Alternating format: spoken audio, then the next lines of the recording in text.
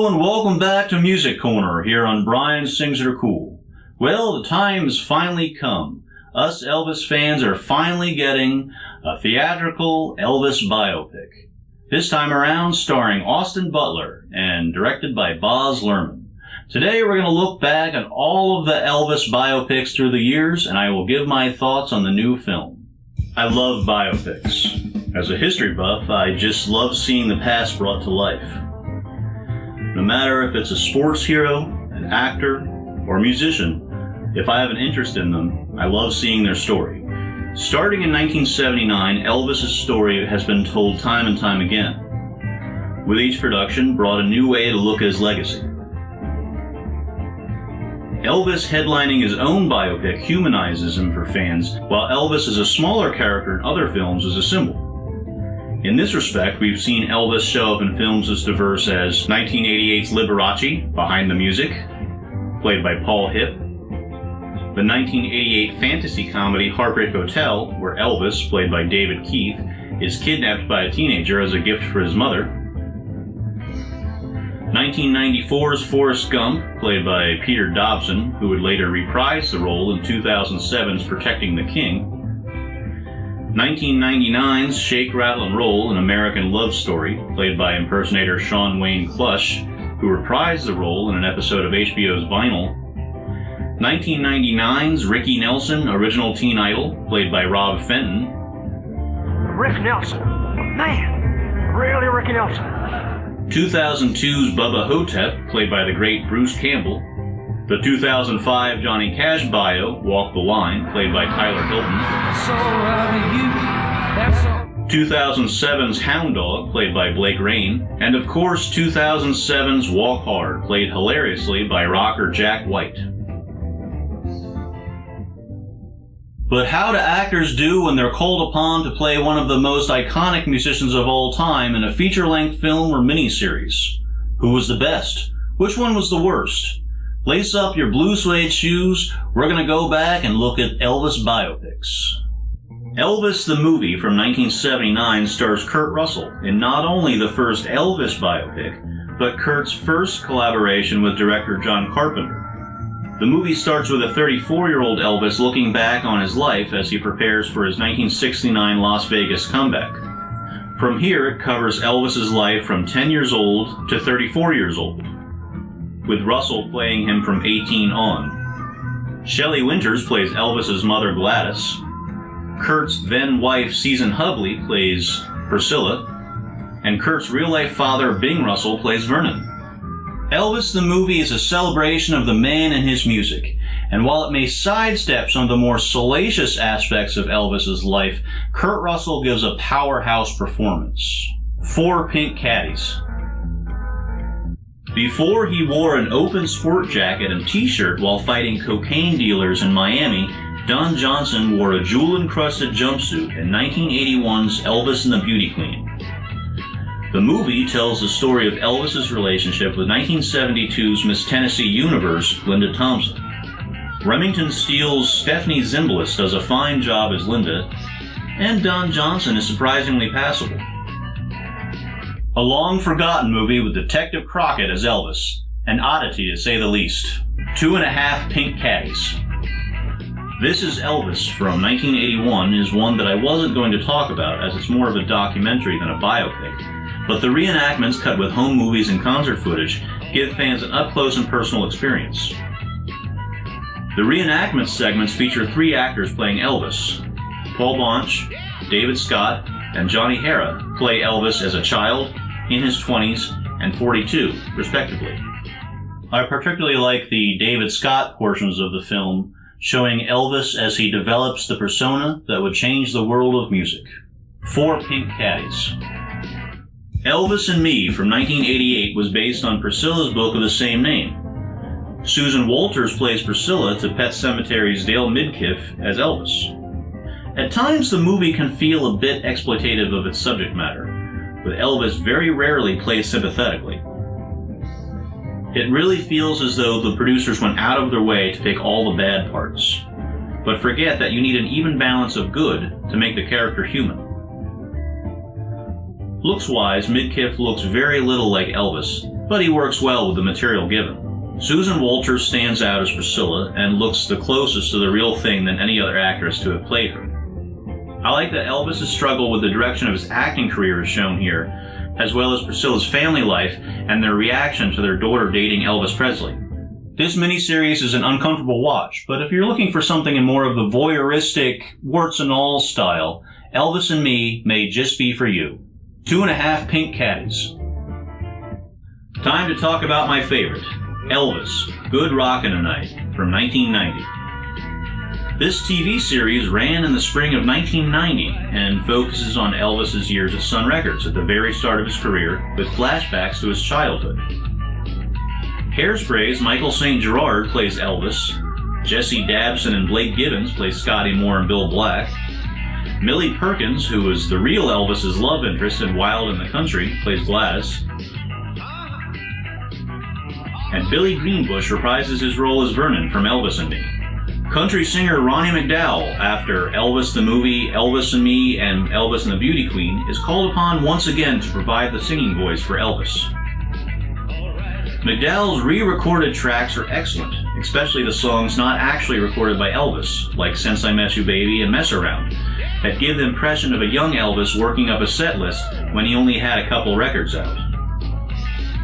The set design is fantastic and perfectly captures the early 50s, utilizing the real locations, including Sun Studio. As a Sun Records fan, I love that the focus is on the relationship between Elvis, Scotty, and Bill, as a band on the road, fleshing out Scotty and Bill when most Bio-Pics barely give them a line. Unfortunately, the full series has never been released on VHS or DVD. Though there were 2 VHS releases with 3 episodes each released in Canada. Well, luckily, I was able to find the complete series on DVD-R. So if you like Elvis's rockabilly years, I can't recommend this series enough. 4 burning caddies. Scotty?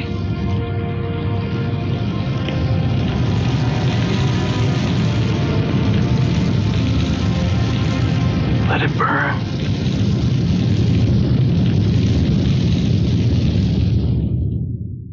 Elvis and the Colonel, The Untold Story from 1993 stars Rob Youngblood from Melrose Place as Elvis, in the first movie to tackle his relationship with Colonel Tom Parker, played by Beau Bridges. Unfortunately, it doesn't do it well, is hardly accurate, and looks like it was made for about $42. Oddly enough, this was directed by William Graham, who directed the real Elvis in his final film, Change of Habit. In one of the most bizarre storytelling framing devices, Elvis and the Colonel is told to us by Elvis's ghost. With its cheap feel, laughable wigs and costumes, and altogether strange choices, this is the Plan 9 from outer space of Elvis biopics. 1 pink caddy. 2 years before he was King Henry VIII on The Tudors, Jason Reese-Myers played another king in 2005's Elvis the Miniseries. The movie follows Elvis from his senior year in high school to his 1968 comeback special. There's a great miniseries here trying to get out. Alas, it gets bogged down by subpar to absolutely horrible performances, with the exception of Randy Quaid as the manipulative and villainous Colonel Tom Parker. A great performance I wish was in a stronger film. Terminator 2's Robert Patrick plays Elvis's father Vernon, which results in an odd coincidence as Patrick also played the father of Elvis's Sun Records label mate Johnny Cash, Ray Cash, in Walk the Line. Patrick even played Elvis himself in a what-if fantasy film about Elvis as a senior citizen called Lonely Street in 2009. The Walk the Line connections don't end there, as Clay Steakley, who plays Bill Black here, played Johnny Cash's drummer Fluke Holland in that film. When this miniseries gets it right, though, it gets it right. And nowhere is that more evident than the props and costumes. Utilizing Elvis's lead guitarist Scotty Moore's expertly researched website as a reference, every guitar, every amp, and every stage outfit is historically accurate. The cinematography looks great as well. I generally only watch the first half, as the 50s is my favorite era for Elvis, and I feel it's much stronger than the second half. However, the second half does give us a look at Elvis's relationship with Anne Margaret, played in a campy style by Rose McGowan.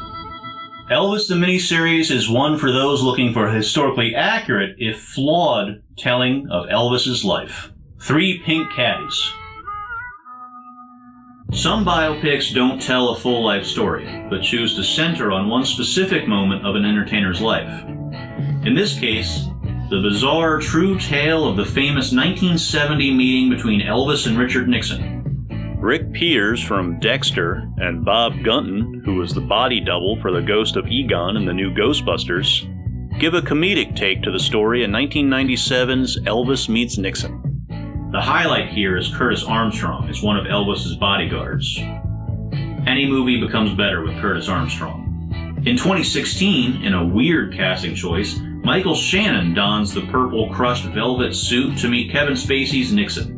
Both of these films had little to work with as the real meeting wasn't transcribed or recorded.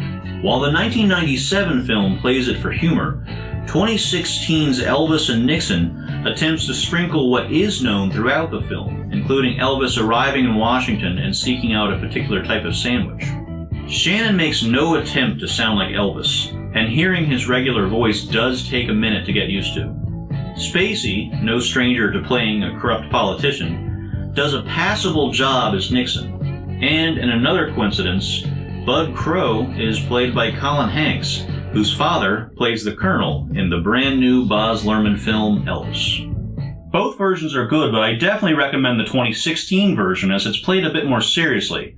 A nice little bit of historical fiction. 4 Pink Caddies. If ever there was a TV show tailor-made for me, it was 2017's Sun Records. The series is an adaptation of the Broadway show $1 Million Quartet, which was a retelling of the famed jam session between Jerry Lee Lewis, Carl Perkins, Johnny Cash, and of course Elvis. While I loved this series, watched every episode, and was sad a second season never came to fruition, it should be said that this is quite a fictionalized account of these historical figures and events. Focusing primarily on Chad Michael Murray in the role of Sam Phillips as he's starting Sun Records, the series cuts back and forth between separate storylines of Carl, Jerry Lee, Johnny, and Elvis. Elvis is played by actor and country musician Drake Milligan, and again, while not accurate, it does give you the sense of a 19-year-old kid on the cusp of worldwide fame. He performs a few numbers throughout the series, most notably Hearts of Stone, which the real Elvis would play in his live shows during his Sun years. These are great renditions of the songs, and I'd love to have them on CD, but sadly, no soundtrack. I only wish the series had been more accurate, and it would have been nice to see these characters, who toured together, actually interact. If anything, watch it for the music and Keir O'Donnell's performance as DJ Dewey Phillips. 4 Pink Caddies. With all these biopics on Elvis, you think I'd be satisfied. But I never got to see Elvis portrayed on the big screen. Until now. Baz Luhrmann's Elvis gave me everything I've wanted to see in an Elvis movie since I became a fan at 5 years old. Baz Luhrmann's over-the-top style melds perfectly with the bigger-than-life persona of Elvis. Most biopics, including the ones I've mentioned, follow a rise-fall-redemption structure, or rise-fall tragedy in some cases. But the stylistic approach brings such an energy to it, you don't notice. The 50s performance sequences perfectly capture the rebel Elvis in all its rock and roll perfection. The attention to detail just blew me away. Like with 2005's miniseries, Luhrmann has every instrument, every amplifier, every costume, and every hairstyle historically accurate. They even have Elvis's drummer using an exact replica of his calfskin bass drum. Austin Butler also has every move down cold. Unlike most Elvis performances in biopics, it's not just wiggle and lip sync. No. Butler has every shoulder shrug, every flick of the wrist, every thrust timed perfectly to the point that if you played the real Elvis clip next to it, it would sync. Tom Hanks, having already taught Elvis his dance moves in Forrest Gump, plays the con man, Colonel Tom Parker. Hanks gives the Colonel a Dutch accent, which according to Priscilla is not how he spoke. But despite this performance being divisive amongst those who've seen the movie, I thought he did fine. I will say I think Randy Quaid was better in the role. The soundtrack is hit or miss for me. Austin Butler's re-recordings are faithful to the originals, and the other re-recordings from those playing Elvis's contemporaries are solid as well. Baz Luhrmann always likes to stick modern music in his period films, and there are some good songs here, like Jack White doing a cover of Elvis's Power of My Love. But I'm just not a fan of rap. I do wish a lot of that could have been cut out for some blues music, much in the way the 1990 TV series did for the Beale Street scenes.